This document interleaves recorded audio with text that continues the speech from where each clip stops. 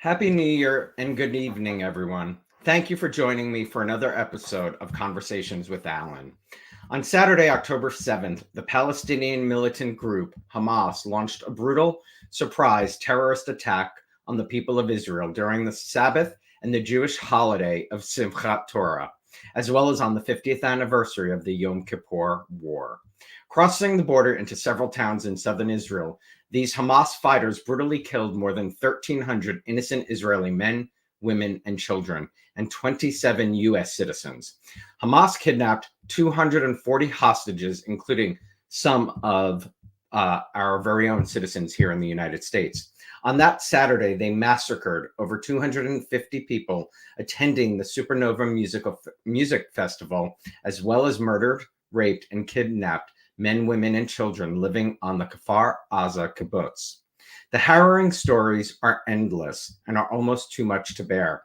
People from 23 countries were killed by Hamas, and as of today, approximately 110 hostages have been freed and 5 hostages have been killed, 3 of them mistakenly by the Israeli Defense Force. I am the child of 2 Holocaust survivors, and I created Conversations with Alan to have open and honest discussions about the rise of anti-Semitism we are witnessing around the world. Joining me tonight from Israel is my high school friend and classmate, Hannah Finkelstein Schwartz, and her 24-year-old son, Matan, who is currently serving in the Israeli Defense Force. Matan will attend university once the war is over. Hannah, like myself, is also the child of 2 Holocaust survivors and spent time living on a kibbutz herself after high school. She has now been living in Israel for over 30 years. Tonight, they will share their story and tell us what it has been like living in Israel before, on, and after October 7th. Matan had finished his military service about a year and a half ago, but has been called up to return to serve his country in the ongoing war with Hamas. I want to remind everyone watching that more Jewish people were murdered on October 7th than on any day since the Holocaust ended 78 years ago. And anti-Semitism is on the rise around the world with staggering numbers. Never again is happening right now, right before all of our eyes.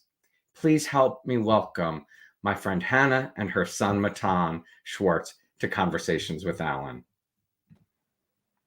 Hannah, Matan, thank you so much for being here. Thank you for having us. Thank you, Alan. It was so nice to hear from you. A few immediately after October 7th, but it's been it's really nice to have this opportunity to sit down and talk with you. Well, seriously, I think I had reached out shortly after your birthday in November, and we have not seen or spoken to each other in decades. But we know, I think we both know how important this subject is of anti-Semitism and what is happening in your country right now. Absolutely. Absolutely.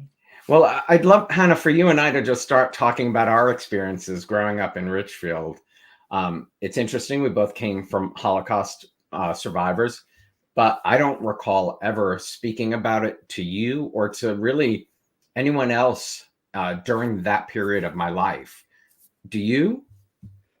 No, for sure. We never spoke about it. In fact, when you told me, when we first spoke to each other over a month ago, I was actually surprised. And I thought either my memory's going or I don't ever remember sitting and having a conversation with you. Because I do remember we talked about it before, like one other family friend. And you mentioned a family friend. And other than that, we were the token Jewish kids in school, but never about being children of Holocaust survivors. Yeah, it's fascinating. And I backstage, I showed you that picture, that just was posted on a Growing Up Richfield page about a Jewish group celebrating Hanukkah in 1968. And my sister's there on the far left. I never could have imagined that there was a Jewish group in Richfield. No, me neither. And in fact, I'm going to check with my siblings, my older siblings, because not when I was growing up, that's for sure. Me either, for sure. You described feeling different in high school. Can you talk about the conflict that you felt? Yeah, I don't know how much of it was a conflict. It was more of an awareness, I think. high school's a time anyway when, we're testing the boundaries and exploring. And I remember that feeling very much part of teenage rituals and fun and the social experiences with our friends and our community.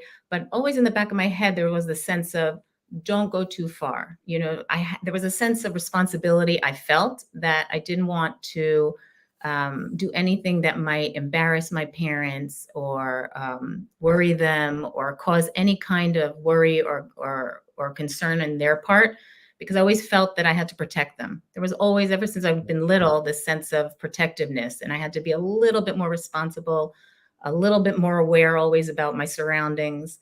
It wasn't anything overt, but it was always sort of subconsciously inside of me. So I remember in high school, that sort of that conscience that you have, like, should I, shouldn't I? There was always in the back of my mind the consequences of, well, what would it mean for them if I do this and I get caught? Or what would it mean for them if I do this and they don't want me to, So that was more of the issue. But as far as identity, I balanced it out. My family, we were connected to a synagogue in Fort Lee. There were no synagogues in Ridgefield because there weren't any Jewish families really.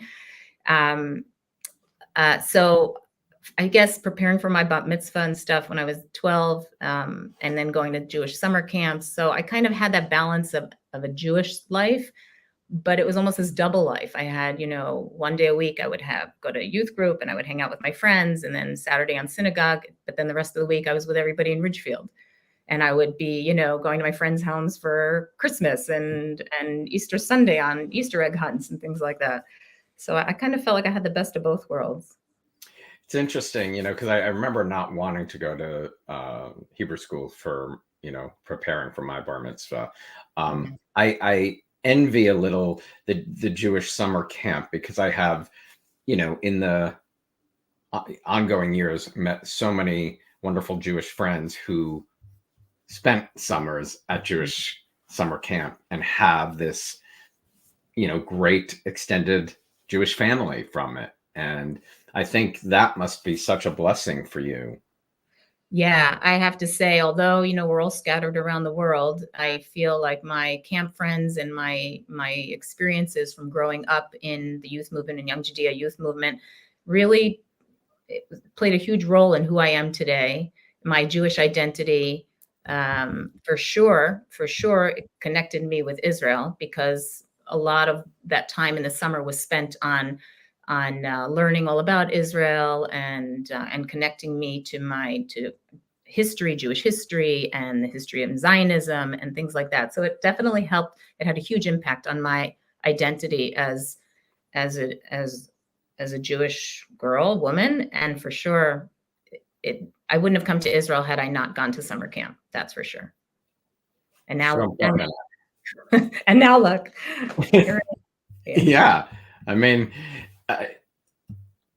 And birthright, I wish that existed when we were younger. My God, I know. Envy those young kids who have had that incredible opportunity to come to Israel and see it through that organization.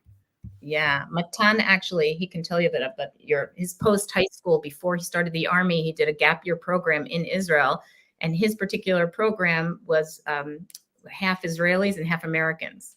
Oh, and wow. So that too was, it's a great opportunity. It's really, they have so many different options for young Americans who want to come and connect with Israel in so many different ways, either through volunteerism or through learning or travel or work or internships. It's wonderful. Well, it's so interesting you talk about that. I think if I would tell any family, definitely put your young child in a summer camp, and if they could go to Birthright, because I do feel I don't know enough about my heritage, and part of that was, I think, growing up in a non-Jewish world, really, in high school or in that period.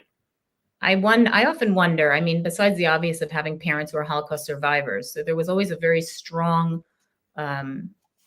it wasn't a surprise to my family, to my mother, when I said, I'm going to live in Israel. There was always a sense of, this is part of who we are and part of our heritage. And especially after the Holocaust, like, it made sense that this that this is a place where all Jews can live free and safely. But it was more of it was a great opportunity for me to really understand and enrich my identity as a whole.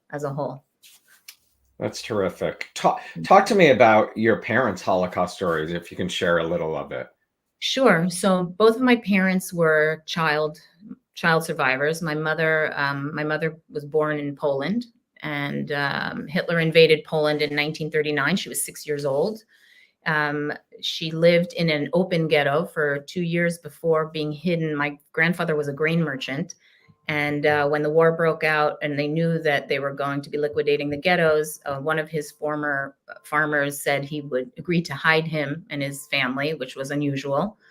And so they went and lived in a very small portion of his barn that was sort of disconnected from everything else, hidden. And they lived there for 22 months. My mother was 9 years old when they went into hiding there.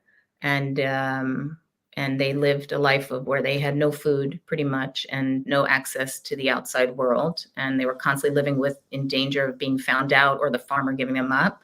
But eventually they survived. They were liberated when Russia invaded Poland. They were liberated. And then eventually they moved to Munich. They lived in Krakow in Poland for 2 years after the war. And then they moved to Munich. And my mom went to school for the first time at the age of 11 and a half. And she lived in Munich until she and her family, they had a choice either to come to Israel or to go to America. And my grandmother had one surviving relative, a sister who lived in New York. And so they went to America. And my dad was born in Lithuania, and his family, they were declared when Stalin invaded Lithuania, I think it was also 1941, they were sent. They were arrested as political prisoners, stripped of all their assets. My dad and his mother were sent to live in Siberia. My grandfather was put in a prison in labor camps. Eventually, my father was smuggled to Berlin and later on went to live in Munich. And that's where he met my mom in school when they were 14 years old. And eventually he made it to the States as well. He was an American soldier, a US soldier. He went back to Germany and then stationed there for a couple of years and then came back, went to school. And that's how I ended up in Ridgefield. He was an architect, and he went to, that was his last project was to design a modern home. And he designed it in Ridgefield. And it was the first of its kind because it was California redwood style. And, that wasn't happening in Ridgefield. And you remember what street? It was on Norman Road. And I remember, he remembers that the price of the house kept going down because nobody wanted to buy this weird, crazy, California style home. And so they were living in the Bronx and they decided to buy it and move to Ridgefield. And that was it. So. Wow. Were you always familiar of the story, like in high school? Like, did you understand what they had been through? So my mother was very open about her experiences. And my mother's parents, my grandparents, and my aunt, because she was lucky enough to survive with her parents and her sister. And so we all grew up, they lived in New Jersey and we all grew up together. My father was a lot more introverted and very private. I knew about his Mine too, interesting. Mine too, very quiet. Yeah, we knew the bigger, like the general picture of what happened to him, but he never really spoke about it a lot. I know that he struggled. I know that as an adult, I can see the struggle that he had and the trauma that he experienced. But no, he didn't really talk about it very much. And his family moved. His parents and his sister and his brother lived in Chicago, so we only saw them once a year. So we really didn't have as much exposure to understanding and knowing what they went through. But my mom's story was, and my mom used to speak at schools on Holocaust Remembrance Day. So it was so important and so smart. It took me really late to really, it was really sort of Schindler's List and my first nephew being born because my mother from a New Jersey hospital on the payphone putting coins in to call Holland to the friend who was basically the daughter of the people who saved her life and where she lived for 2 years to say her grandchild was born. So it was like all those things connecting and then getting them thankfully getting both of my parents to speak to the Shoah Foundation. Mhm. You learned more, and I'm, really since that moment, my sister and I have been incredibly close with the granddaughters and family who took my mother and grandmother in, two strangers, Wow. in 1943, where they lived for 2 years. And I say it all the time, but I would not be speaking to either of you if not for that family. It's incredible. Matan, were you aware of all of this growing up? Yeah, I was also because that my grandmother was she was very open about it, and she also moved to Israel when I was very young, so we had her around all the time, but also just in general in school here, and it's definitely something that's talked about. Obviously, they adapted a little bit for children, but at once a year there's the Holocaust Remembrance Day, where the whole country um, sort of stops and listens to stories of survivors, and and so it was definitely something that I was aware of. And as I got older, I mean, I was exposed to more information and more details about what happened, especially with my grandma. So that was. And every high school senior, until Corona, until COVID, every high school senior spent a week in Poland. It was part of, before graduation, every school took the seniors on a class trip. And I actually accompanied my oldest daughter. There was a parallel parents tour. And that was the first time I'd been there. And I remember my mom wanting to come, struggling with, should she come, shouldn't she come? She was really struggling inside whether she should or shouldn't. In the end, she wasn't physically strong enough to go, and I went. And that was a very powerful experience for me as well. And then especially coming back to Israel. So it's definitely part of the narrative, the culture, the basis of what this country was built upon, for sure. It's interesting because I don't think I really liked social studies and history in high school. And I wonder if part of that was not wanting to hear this. I don't know really. But today I want to learn as much as I can, and, doing this and share. And I don't think, I mean, we learned about World War II, but I don't know how much we've truly learned about the Holocaust in high school. Do you remember? No, I don't remember at all. I remember learning about American history. I don't remember at all learning about, and that's the irony here is, here we've always said that the kids learn a lot about Jewish history, but it's really important, and that's where we sort of filled in. We've had the privilege, because our kids are being raised as Israelis, but Americans as well, with a lot of American culture, that we've been able to sort of help develop that as well, and teach them the history. But I don't remember that at all, actually. I don't remember anything, actually. Yeah, I kind of feel the same way. Well, you talked about the summer camp that offered the gap year in Israel. Can you talk about what that year was like living on a moshav? And is a moshav the same as a kibbutz? But before I let you speak, this was your going away party. Hey! Before you left for Israel. Look at everybody. Wow, we were so young. So young. So The young. original friends. 1985, I think that is. August of I 85. want to see that picture. Okay, now. Exactly. My girls just can't get over the height of my hair. They're just like, what would you call that exactly? It was in. What can I tell you? That was It was in. I had big hair in high school. Yeah. Exactly. Anyway, my experience in Israel. So the year was divided into 4 parts, actually. The first part, I lived on a kibbutz for 3 months. And then I lived on a moshav for a month. And then I studied for 3 months in Jerusalem. And then I volunteered in Nazareth, actually, teaching English in a community school, in a mixed Arab Israeli school in Nazareth for the last few months. And it was interesting. I think first and foremost, it was my first time being away from home for that long. And then to come here, where I guess there's an assumption, there's so many Americans living in Israel, so it would be just like America. But Israel is a Middle Eastern country in every way, and the culture is very different. So that took a bit of getting used to, but it was wild. The first 3 months, a kibbutz basically is a collective community where everything is divided equally. All decisions are made equally. Everyone has the same pay. From the original kibbutzim, the kibbutzim, you have everything, clothing, food, everything is distributed to everyone equally.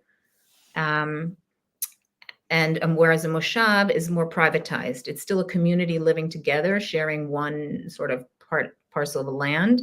And they might even share the same kind of agriculture or similar businesses, but everybody has their own home and their own stipend and they can make their own decisions, personal decisions, on how they want to live. Whereas on a kibbutz, everybody's considered equal. What an incredible experience. It was. A year out of high school. I mean, it was on kibbutz. The kibbutz I lived on was all the way in the south near Eilat. I mean, remember the state of Israel is the size of the state of New Jersey. Mm-hmm. So as a country, it's not very big, but I was all the way down south, about, I'd say 40 minutes north of Eilat, which is the southernmost part of Israel. And there I did things in my life. I climbed date trees. I picked dates. I worked in agriculture. I did things I probably physically would never have done. Worked the farm, worked the land. It was really fun. And then the Moshav family that I lived with, they grew flowers, roses actually. And so I learned how to work in greenhouses and do that. And then Jerusalem is just an amazing city, and studying there was great. But I do think the highlight for me was living up north and teaching. I lived in an absorption center and I taught English to elementary school kids. And then in the afternoon, there were projects where they have a big Arab population and Jewish population. And so I worked at an after school program there too. And that was really something. That was fun. I don't think there's anything better to really, educate yourself than leaving home and put into those environments at a young age. I love that you did that. Thank you. Yeah, look, I didn't speak the language, so that was really the first 3 months. We had intense Hebrew immersion, which I really didn't pay attention so much. So I was more into having fun, and I've always been an active learner. Sort of put me in a job or put me somewhere, and that was great. Look, you know what else is really exciting is that growing up in America and learning about Jewish history and learning about Israel and the Bible and things like that, that was reading from a book. And then I came to Israel, and everywhere you go, you're living history. You're actually living history. So, going to Jerusalem and going to the old city, I think it's remarkable. It's like, wow. I've only been there once in 2010. We had to come for a wedding in Tel Aviv and spent time in Jerusalem, and it was incredible. And I'd love, I definitely want to come back. I mean, it was an incredible experience. Yeah. Sad it took me that long to get there. But Matan, I'd love to hear from you. You and your 3 siblings were all born and raised in Israel in a suburb 20 minutes north of Tel Aviv. You each attended summer camp in the U.S., all speak English and Hebrew. How would you describe your childhood in Israel? So, I mean, first of all, my childhood in Israel was incredible. Also, looking back at it now, I really can appreciate how amazing it is to grow up here.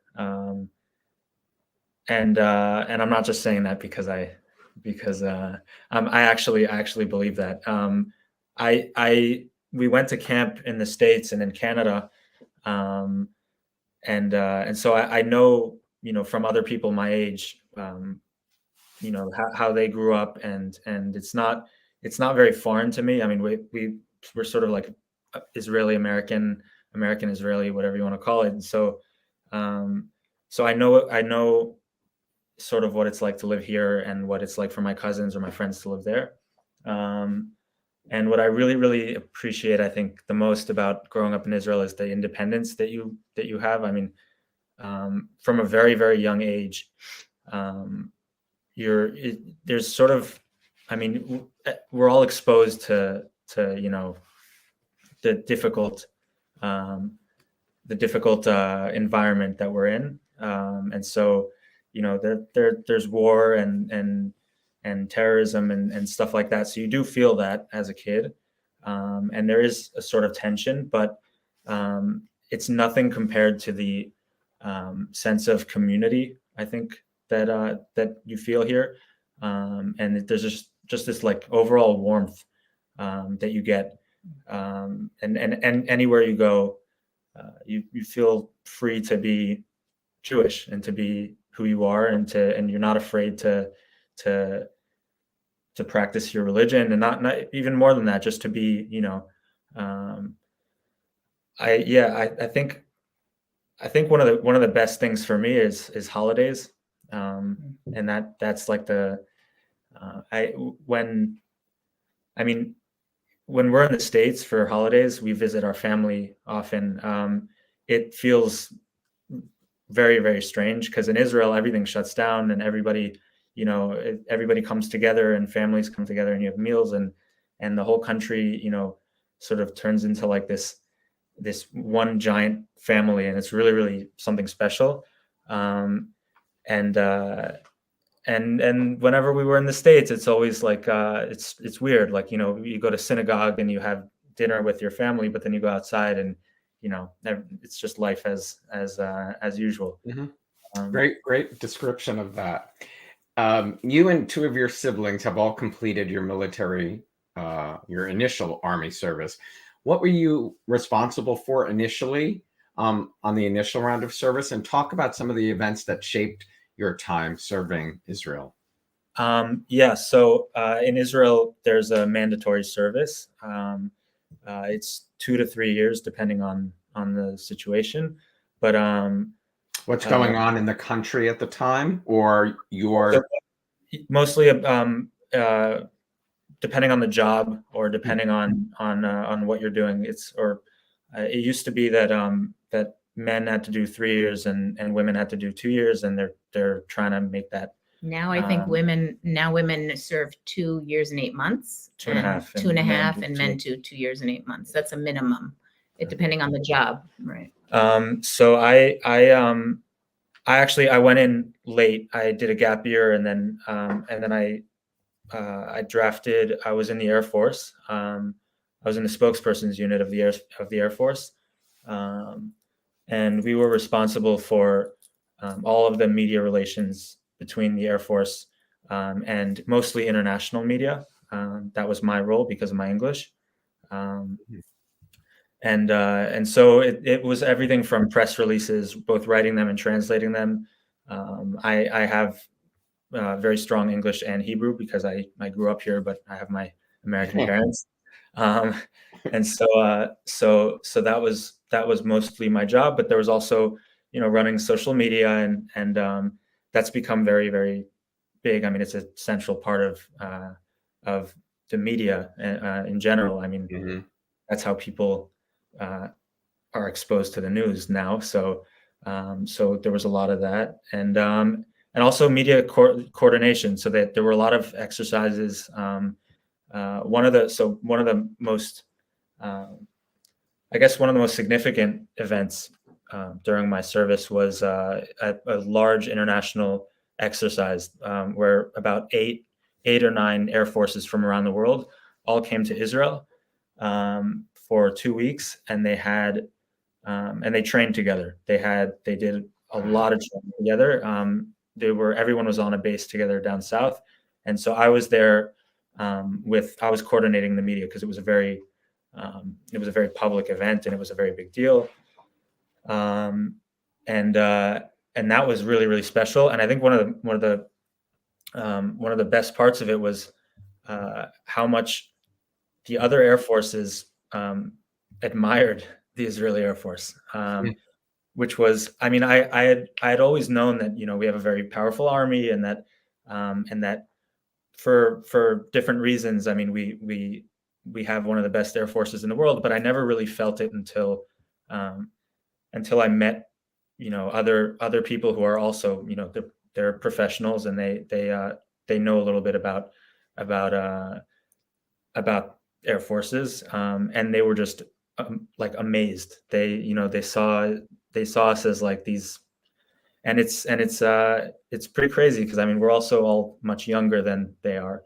They're professional militaries, and everyone's in their 20s, early 20s. So that was also a little shocking. And then I think another really, really meaningful event. It was the last round of fighting with Hamas before this war. So it was May 2021, and I had always experienced these rounds of fighting as a kid or a teenager growing up in Israel, and they happened every year or so. There would be rockets, and we would fight for a few days, and then there would be a ceasefire. And then in May, I was in the Air Force headquarters when it started, and to feel for the first time the power of the Air Force, and the fact that really to feel what war is like. You don't really understand it until you're there and in it. And I wasn't even on the ground. I mean, I was at the headquarters, but still, you really feel it's war. It's really, it's not a nice thing. And also I guess now it's a little bit different, but I sort of got a better understanding of Hamas during that time, and of what we're up against, and also I mean being there also. So there's another part of everyone. There's this, people say that we're the most moral army in the world, which I mean mostly means that that we do everything we can not to target civilians. Mm-hmm. And that in Gaza it's extremely, extremely complicated because it's such a densely populated area, and because that Hamas really hides behind its people. Mm-hmm. For the first time, I actually saw, I mean, with my own eyes, I was there. I saw how much effort goes into to minimizing that kind of civilian harm, and innocent casualties. Yeah, innocent casualties. And I mean, it's really difficult, but to the point where we would compromise our own missions on a regular basis, pretty often, if it meant there was a risk of hurting someone who wasn't involved. And so that, I mean, it's surprising because like you see these terrorists operating from a school, and that they're going to shoot rockets at your own people, at your own. I mean, they shoot rockets at cities with millions of innocent Israelis, and you see that, and you can't do anything about it because it's a school, and there are other civilians in the area. So it was a really eye-opening experience for me. I think all of what is happening is so complicated, and understanding it, and that's why I really appreciate you both sharing it from your perspective.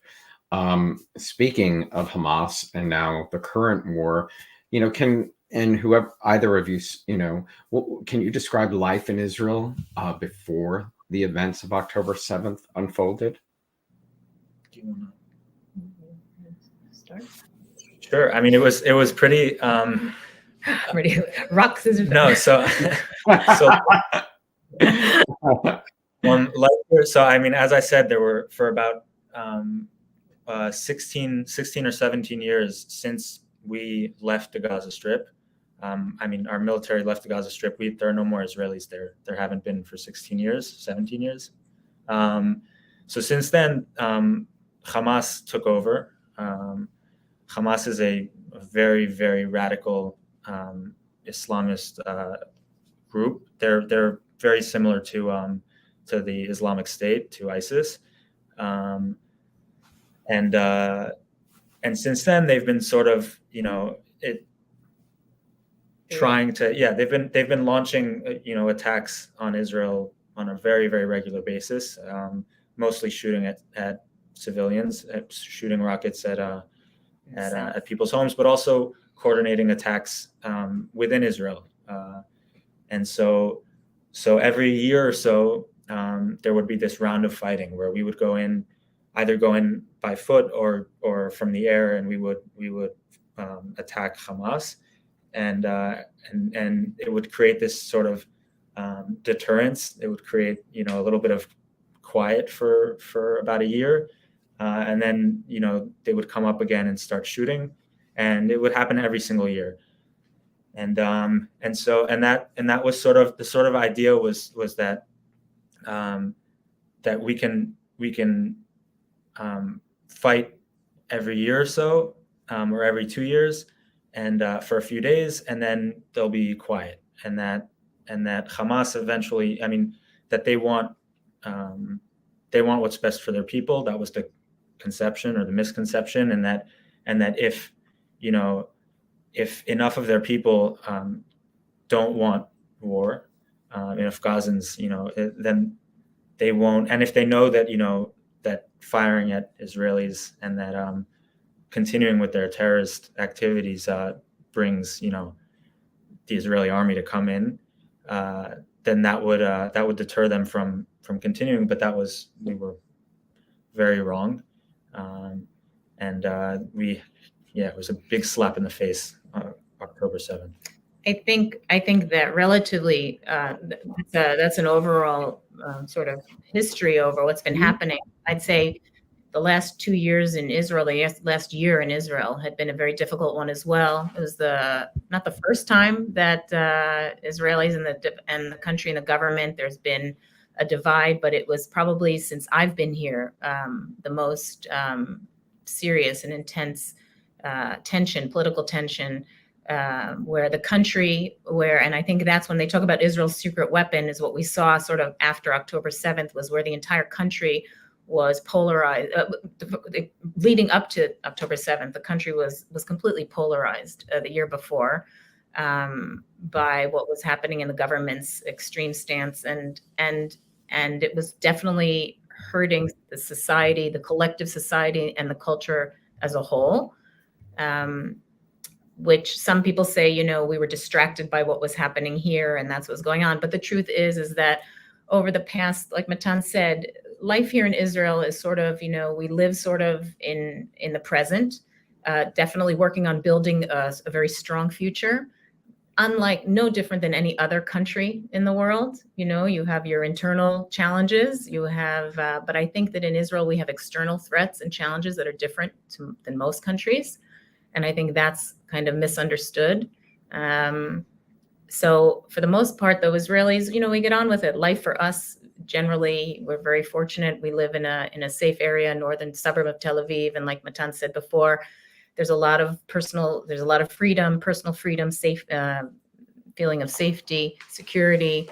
But there's never this sort of, where everyone's aware, knowing that there's something going on. And even from 2017, when we started to learn that Hamas, they were building tunnels that would reach underneath settlements in the south, there's always been that fear. And even for us today, when the sirens go off, we have 1 minute and 30 seconds. We have 1.5 minutes to get into our shelter, whereas friends of ours who live in the south have 15 seconds. And my cousin who lives in Ashkelon, his apartment had a direct hit, and he hasn't been able to go back home.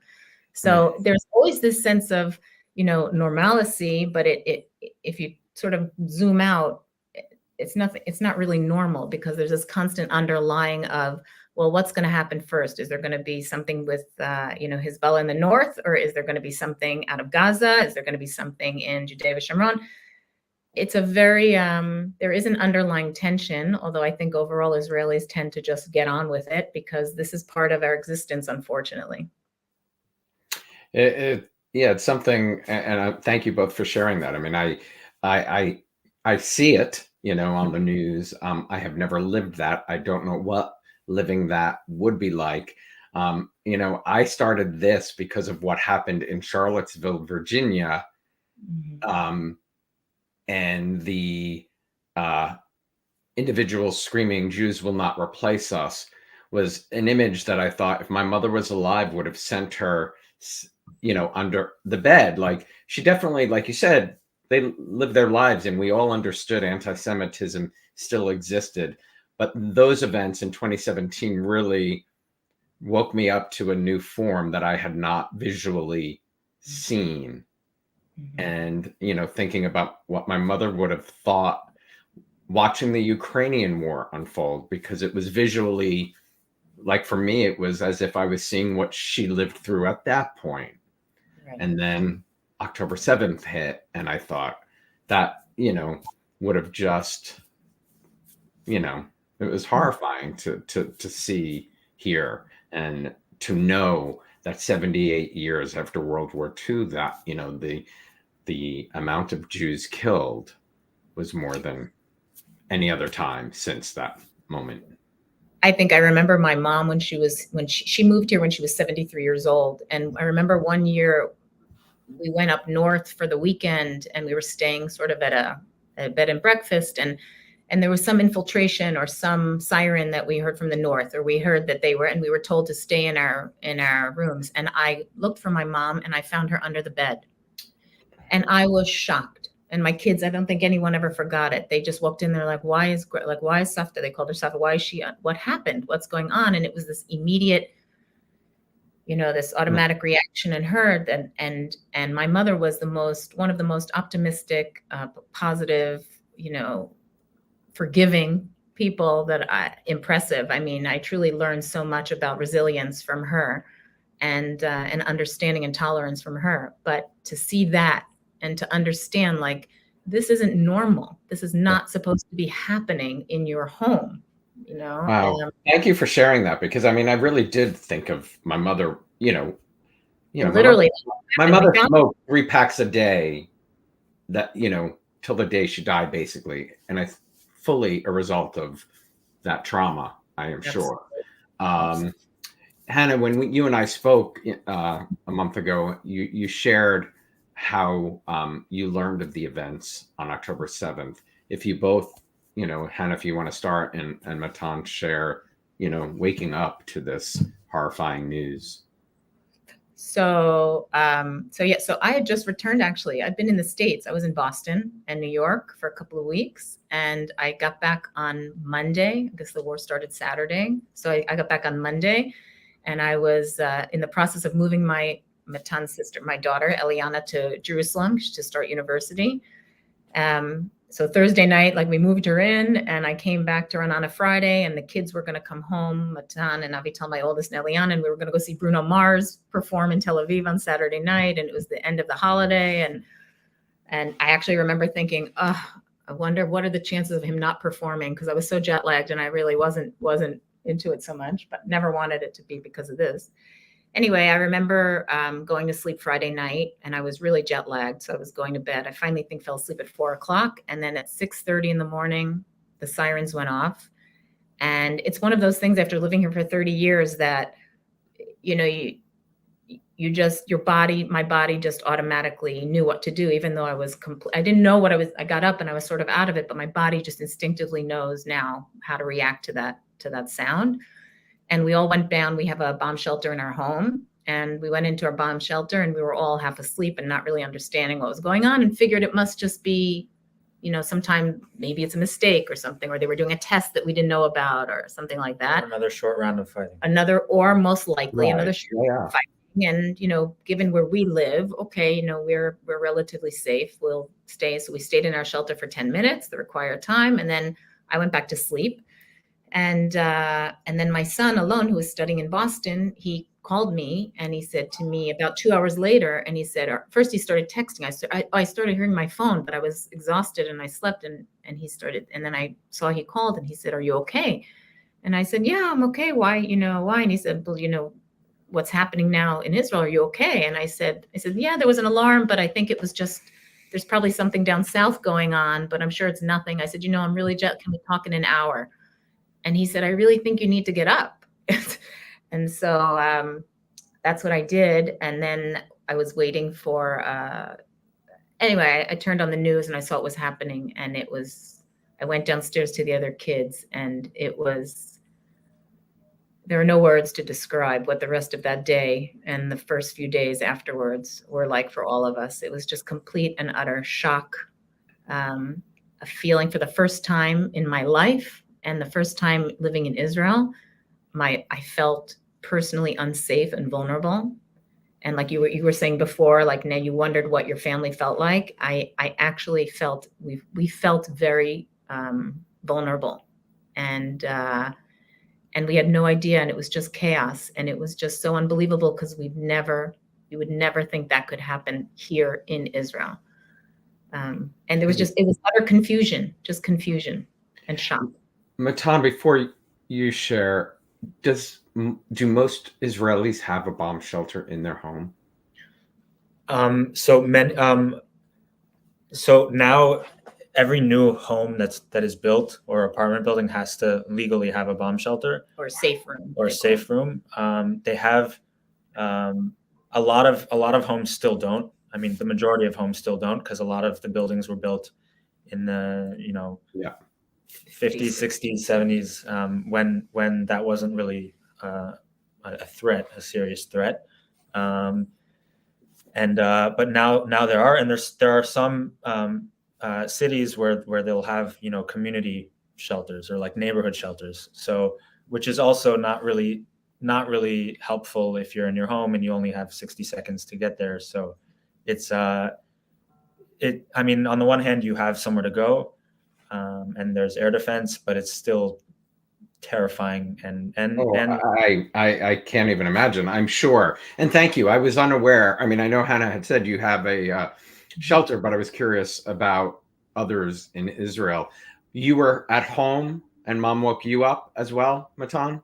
No, yeah. So I actually, I had gotten up about 10-15 minutes before it started, because I was getting ready to go for my long run. I run, and here, the Sunday long run is on Saturday, because Sunday we have work in school and everything. So I was actually brushing my teeth, and then I heard the siren, and I mean, personally, I have a little bit of trauma with rocket attacks, and so I immediately went into shock, and I started yelling for everyone to come downstairs, and then we went downstairs, and then I calmed down a little bit, but I sort of thought to myself, all right, so this is going to be another, like I said, another few days of fighting. There might be,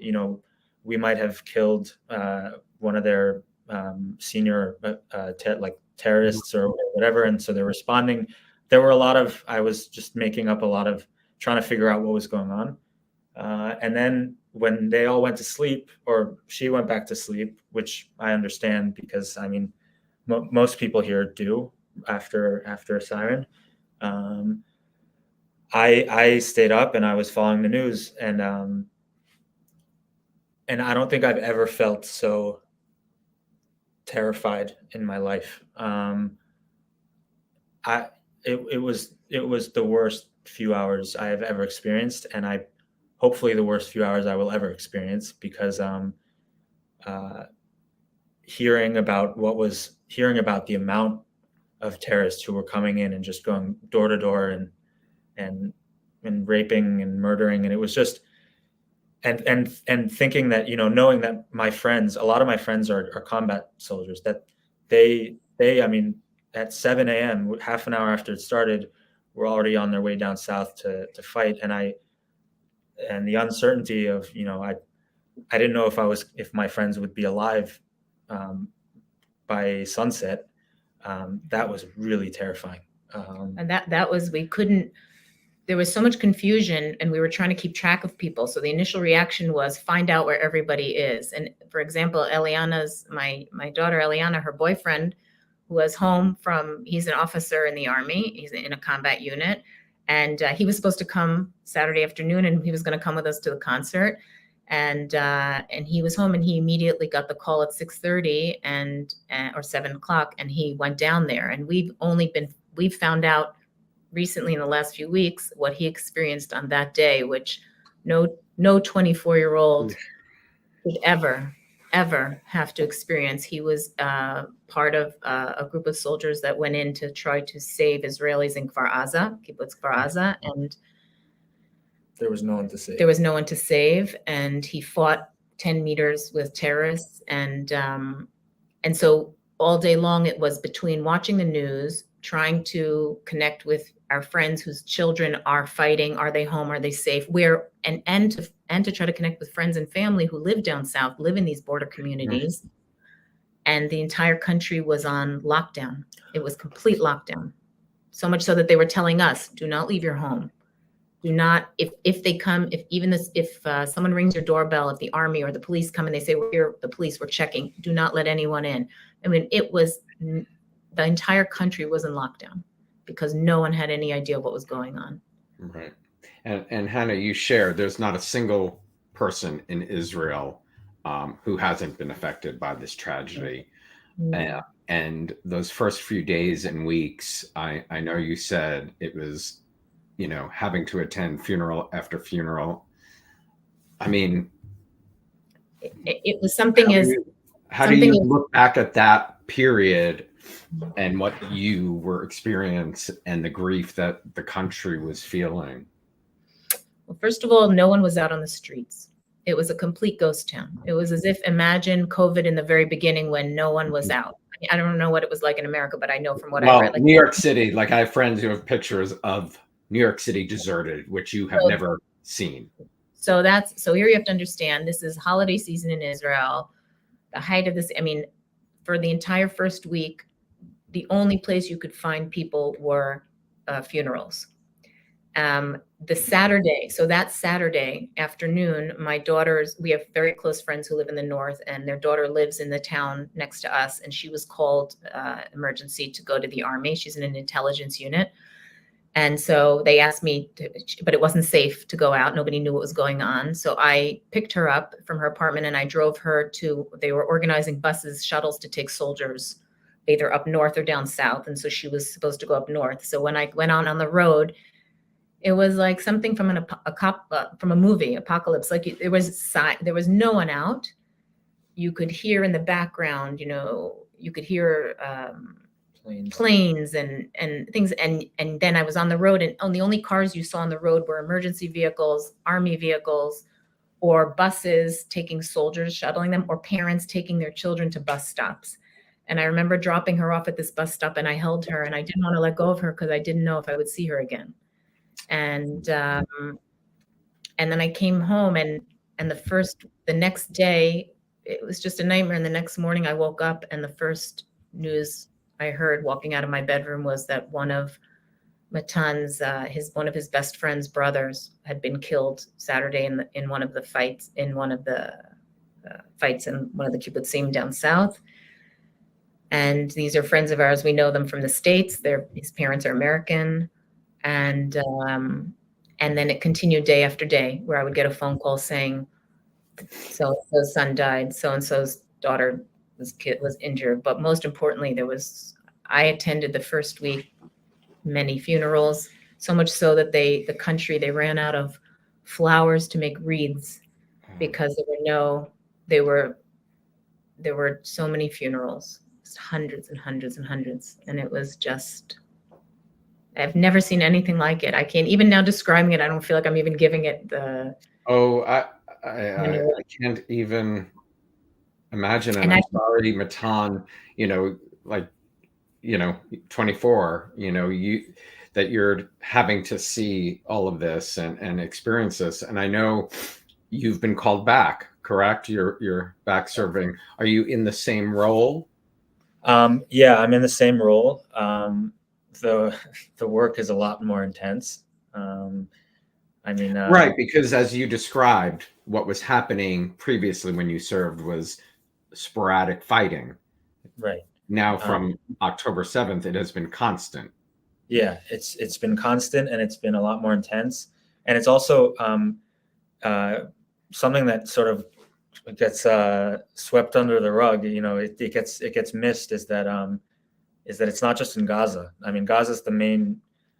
It's the center of the war right now. But I mean, our northern border is completely covered in Iranian proxies. One of them, Hezbollah, which is a much more powerful terrorist organization than Hamas. And they've been they saw this as an opportunity to try and drag us into another war so that we have two fronts. And so there's that, and then there's another threat in the south with the Houthis in Yemen, who all of a sudden started shooting at us. And so it's just this. I mean, in the round of fighting in the war that I told you about in 2021, I think there were a total of about 4,000 rockets shot at Israel. And when I say shot at Israel, they don't really shoot them at bases or at military. They just shoot them wherever, at cities and so in the first day of this war on October 7th, they shot about 4,500 rockets in the first few hours, and in 11 days of the 2021 war, they only shot about 4,000. And so just the numbers, I mean, it was like, so even at the funerals, I mean, the funerals, a lot of them were interrupted by missile warnings. And that's what they would say. They would bring in the coffin and prepare for burial. And the first thing they announced was, in the event of a siren, and they gave us instructions on how to evacuate. And that's been the norm. I mean, till today. There's still, Just the other day, we were on Thursday at lunchtime at 12 o'clock. We hadn't had a siren in Ra'anana for about a month. For about a week or two. And at 12 o'clock, from nowhere, we had. Well, I know when we spoke, you had to get off the phone because it happened. Matan, I'm curious because you spoke of sort of the trauma of this and previous. Is there something that helps? I mean, I can't imagine, Hannah, coming from our town in Richfield and being 24 and having to do this. And, thankfully, I know there's mental health professionals, that people use, because this is not how 24-year-olds should be living their lives. Yeah. So there's going to be a serious problem in the future. I mean, right now it's kind of hard to. A lot of Israelis, including myself, I haven't really processed the enormity of. I mean, it's a different scale, and we haven't had time to process it because we've been in self-defense. We've been at war, and the first thing that everyone tells you, especially combat soldiers, when they're in there, they ask them, are you scared or and they don't have a choice. They can't really think about what happened, and they can't really process it because they have to focus on what's going on now. So everyone always says after the war we'll have time to mourn and we'll have time to get over our trauma, but now is war. But as I think you both have described and given me a picture into the Israeli community, it feels that you will be surrounded by people who will help you through that. So what they're doing now, one of the things that they recognized is that there's the tremendous need that this will be, and unfortunately, I mean, I hate to say it, but I know we talked a lot during COVID about a generation of trauma. But in Israel, it's already a known thing that this will be, and unfortunately, their generation of a tremendous amount of generational trauma. And Israel's already started. I'm actually working with supporting. There's a EMDR training program, and so we're helping to try to raise awareness and support to train more healthcare workers, so that, and they started with survivors of the music festival and survivors. Yeah. So immediately within the first week, most of the mental health care workers in the country, everything was shifted to helping the displaced families and survivors and families of hostages. And soldiers will come. That's the next round of support and help. And they're developing now new trauma centers in Israel, just specifically for this situation, for the day after. So it's not only the day after of what happens the day after collectively, but from an emotional health and mental health point of view, because they understand now the idea of trauma, of this kind of trauma. I am thrilled to hear that, because I think about your mother and father and my mother and father, and how, the slightest bit of that could have helped them all have a better experience. Just a safe place. Yeah. No, it's on a different scale. And I think generally the world now is more aware and understanding and accepting of what mental health, the importance of mental health, and how it has to be a priority. It has to be a priority for all of us. 100%. You talked to me about the normal way of life that you all experienced before the war is over. And it's going to be a while before you feel normal again. Is there anything you'd want folks here in America or American Jews to understand that we might not have touched on? I personally, I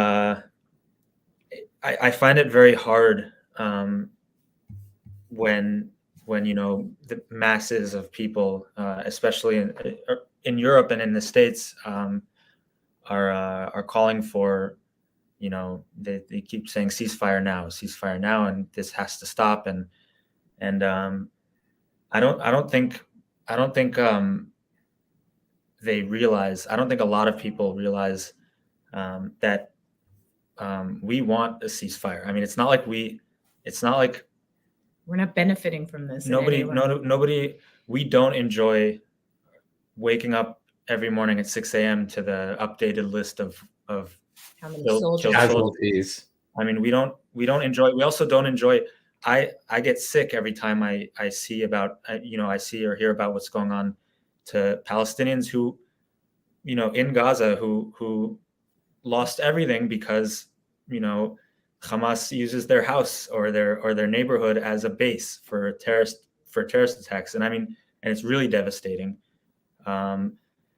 But on the other hand, if a ceasefire will just a ceasefire pretty much means supporting the status quo and saying, we'll stop now, and the death will stop for a little bit, and the suffering will stop. But in a few years, it'll just be back for another possible surprise.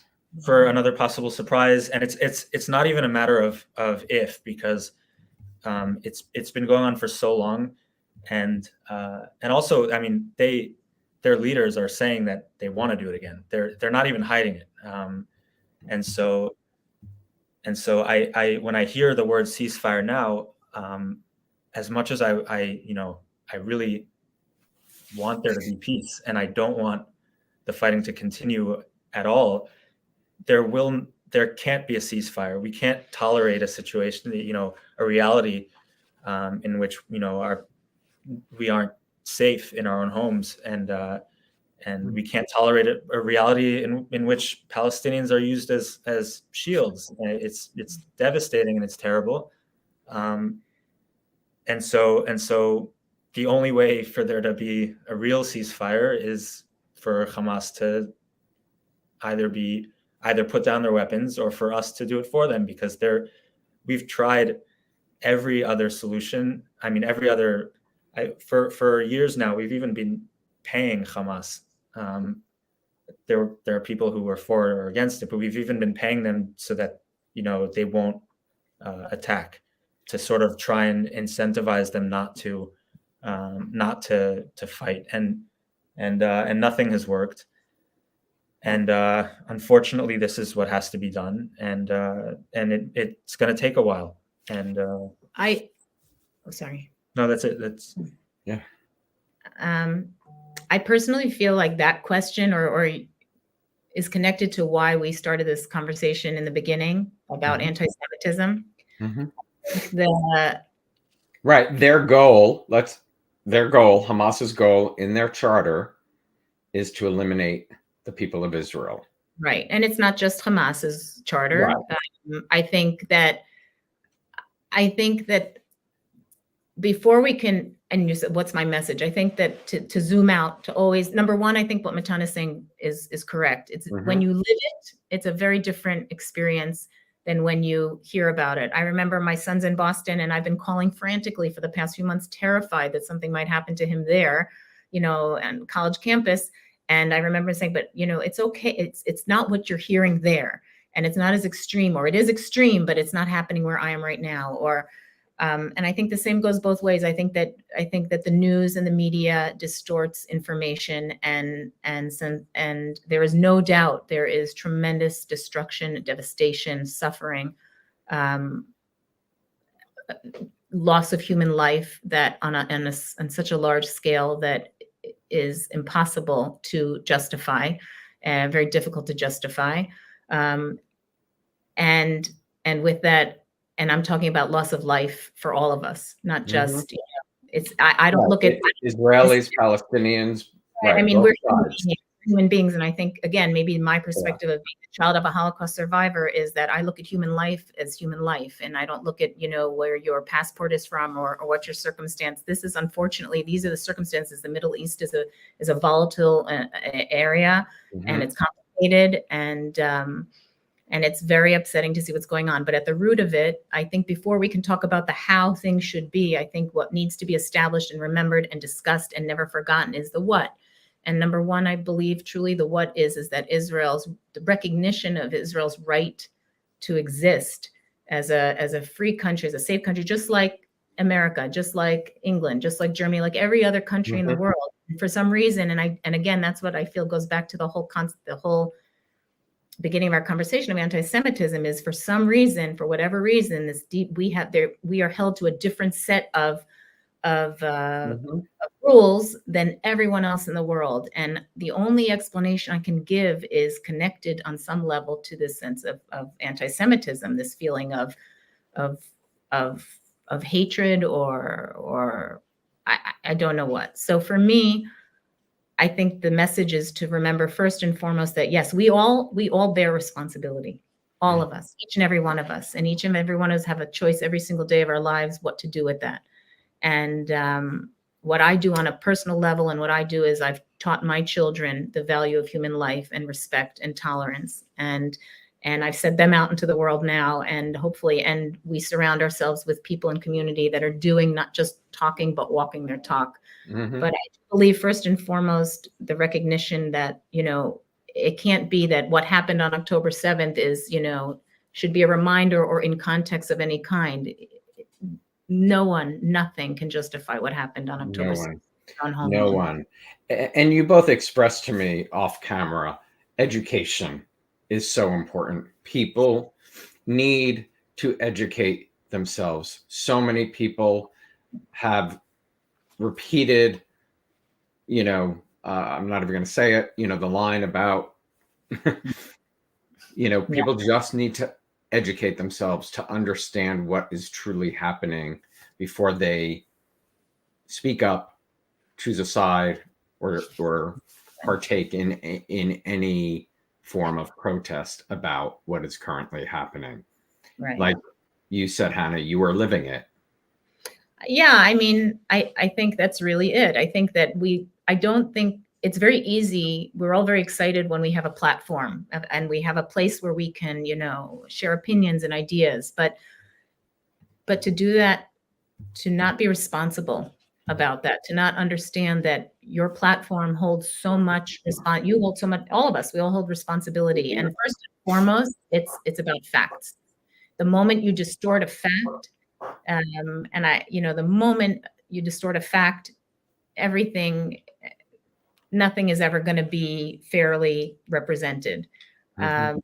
And I think that's and also understanding that there's a lot more to it. So even if you're honoring and you're showing that, yes, even my own children were following, influencers who are promoting peace and peace for everyone and peace for, and trying to bring people together. But then when you look at their actual Instagram account, they're not talking that language at all. So I'm saying, so for that one moment that you're posting or you're sharing this post, what you're doing underlying is you're reinforcing something that's perpetuating a different idea and theme. And that's dangerous. I feel like it's a wildfire that's just spreading out of control. And that just feeds into the anti-Semitism, and it doesn't lead people to a place where that's going to be constructive. And I think right now what we need is somehow to find a way to come together for the sake of humanity, and for the future and security of all people in this region, to find a way to be responsible in how we communicate our ideas and our opinions, because we all value life and we all deserve to feel free and safe. Amen to that. Well said. My last question is going to be for Matan, because you are and have been, as part of your job in the Israeli Defense Force, is speaking sort of to the media, from your vantage point in Israel to here in America to around the world. Is there anything you think the media is doing right? And what would you say they're doing absolutely wrong? Yeah. So, I mean, it really depends. The media in general, around the world, it often feels like it's sort of like they're constantly looking for a victim, and so, I mean, we saw it after the few days after October 7th. The media was very, very focused on Israel and on our what was going on here. And then as the time went on, people start to forget, and images of come out of Gaza and the destruction and what's going on, and it sort of switches. And I think one of the main issues with the media is that it's not black and white. It's not a binary situation where you can sort of say, one person is suffering more than the other, and this is the reason, and it's really, really, really complicated, and unfortunately a lot of the international media does not like us so much, and so it's kind of difficult to explain to them why we're doing what we're doing, and that our intentions and our goals are not, to kill people. I mean, we're not bloodthirsty monsters that that we are often portrayed as, and that a lot of the negative, a lot of the lies that are being spread. A lot of people don't understand that it hurts the Palestinians just as much as it hurts us, if not more, because as long as Hamas exists, that there will be war, and and Palestinians will continue to suffer, both from Mm-hmm. the Israelis and from their government, and it's never going to end. And so I think what the media doesn't understand is that that they have a huge impact on Palestinian lives, just as much as Israeli lives, when they I think the realization of like if they show a certain side as victims, as only victims, what it isn't doing is it's not empowering them in any way, empowering all of us to help support them in a positive, in a more proactive way. And I think that, like the example yesterday, I don't even know if it made the news in America, but there's been an issue of humanitarian aid coming in and Hamas terrorists coming in and stealing the aid, and it's complete chaos. So in recent weeks, some of the Gazans were fighting back and like pushing them away, but clearly they could easily get killed and shot by them.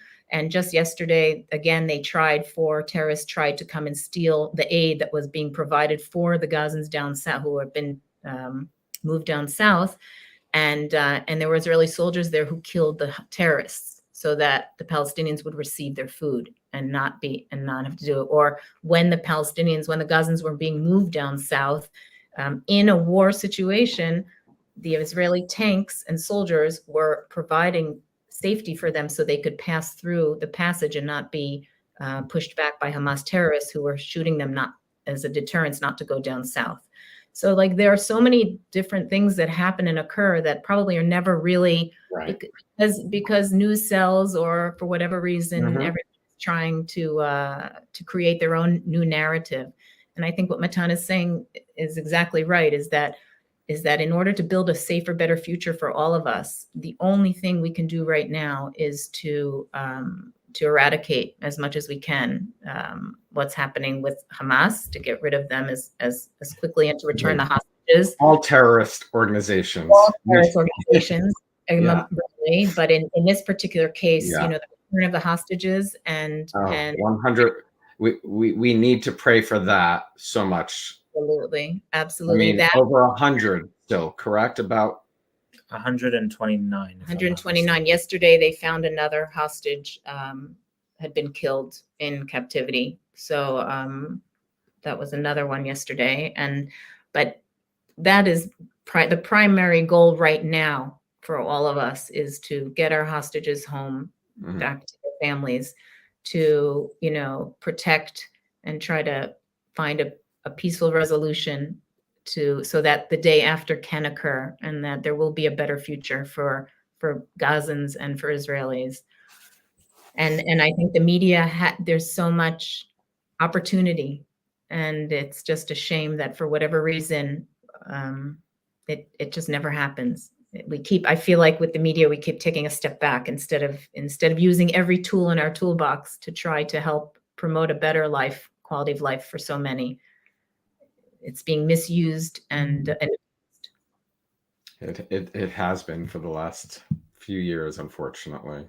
And I might say, just as an educator, I think the most important part of all of it is that the day after, beyond borders and boundaries, the day after has to include education and has to include building tolerance and learning each other's languages and integrating and inclusion, and only that, and that will take a generation on its own, but it's possible. I do believe that it is possible.